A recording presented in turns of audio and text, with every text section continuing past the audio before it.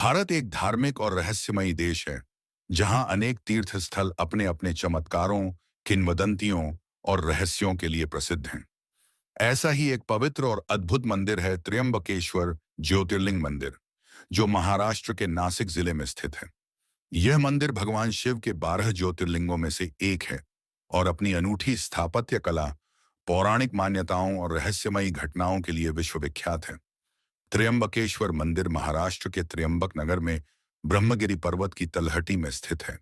यह मंदिर नासिक शहर से लगभग 28 किलोमीटर दूर है। यह स्थान गोदावरी नदी का उद्गम स्थल भी माना जाता है, जो भारत की सबसे पवित्र नदियों में से एक है। ऐसा माना जाता है कि यह मंदिर हेमाडपंत शैली में बना है और इसका निर्माण 18वीं शताब्दी में पेशवा बालाजी बाजीराव ने करवाया था।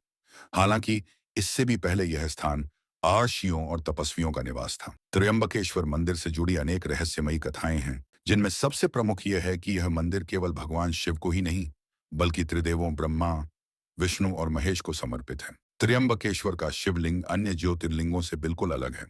यहाँ का शिवलिंग एक गर्भगृह के भीतर खुदाई में बना हुआ है और यह बहुत छोटा है। खास बात यह है कि यह लिंग 3 मुख वाला है, जो ब्रह्मा, विष्णु और महेश का प्रतिनिधित्व करता है।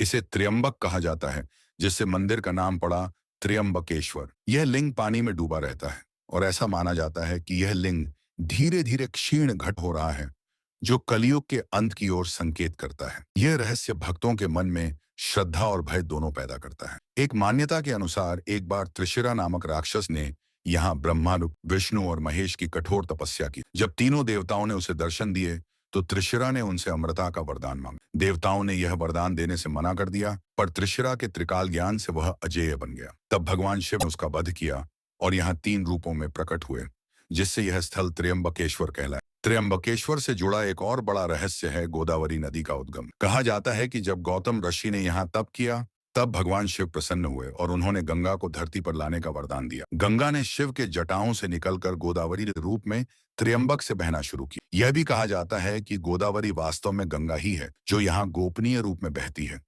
इस कारण से त्र्यंबक को गुप्त गंगा का धाम भी कहा जाता है। हर 12 वर्षों में यहाँ नासिक कुंभ मेला लगता है। यह भारत के 4 प्रमुख कुंभ मेलों में से एक है।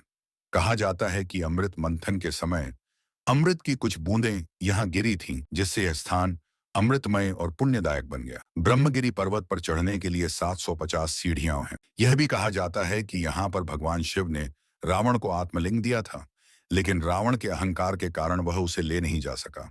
इसीलिए आत्मलिंग यहीं स्थापित हो गया। त्र्यंबकेश्वर मंदिर में 2 रहस्यमयी दरवाजे हैं, जिन्हें आम भक्तों के लिए हमेशा बंद रखा जाता है। ऐसा कहा जाता है कि उन दरवाजों के पीछे शिव के विशेष रत्न या गुप्त शक्ति स्रोत छिपे हुए हैं। केवल खास तिथि और रात्रि के समय ही वहां विशेष पूजा होती है, जिसे कालसर्प पूजा और नारायण नागबलि कहा जाता है। यह पूजा पीढ़ियों के श्राप, पितृदोष और अशुभ ग्रह दोषों को दूर करने के लिए की जाती है। त्र्यंबकेश्वर मंदिर के शिवलिंग का 3 मुख होना केवल भौतिक स्वरूप नहीं, बल्कि यह त्रिगुणों सत्व, रज और तम का प्रतीक भी है।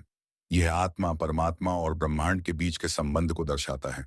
यह स्थान आत्म साक्षात्कार और मोक्ष के लिए विशेष रूप से पवित्र माना जाता है। जो भी भक्त यहाँ आता है, वह एक अलौकिक शांति और ऊर्जा का अनुभव करता है। कई भक्तों का कहना है कि उन्होंने यहाँ दिव्य प्रकाश, अजीब सुगंध और शिव के दर्शन जैसे चमत्कार महसूस किए हैं। त्र्यंबकेश्वर मंदिर एक ऐसा स्थल है जहाँ इतिहास, धर्म, वास्तु, ऊर्जा और रहस्य सभी एक साथ विद्यमान हैं। यह मंदिर न केवल भगवान शिव का निवास माना जाता है, बल्कि यह आत्मा और परमात्मा के मिलन का स्थान है। यहाँ की रहस्यमयी वास्तुकला, पौराणिक कहानियां, गुप्त दरवाजे, अदृश्य गंगा और घटता हुआ शिवलिंग, ये सभी मिलकर इसे भारत के सबसे रहस्यमयी मंदिरों में से एक बनाते हैं। जो भी श्रद्धालु यहाँ सच्चे मन से आता है, उसे आत्मिक शांति और जीवन में एक नई दिशा मिलती है। यही इस मंदिर का सबसे बड़ा चमत्कार और रहस्य है।